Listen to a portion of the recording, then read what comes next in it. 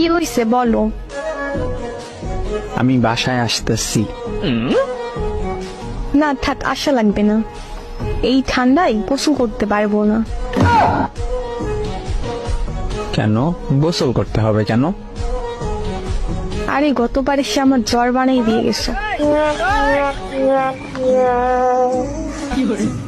কেন গোসল করছো কেন? আর এমন জ্বর বানাও, তোর শাশুড়ি এমন মন্দ বলে এত জ্বর হয় কেন? আমি তো আর বলতে পারি না তার ছেলের জন্য সকাল সকাল গোসল করতে হয়। আরে আমি সেইটা বলি নাই, মানে এই জন্য আসবো না।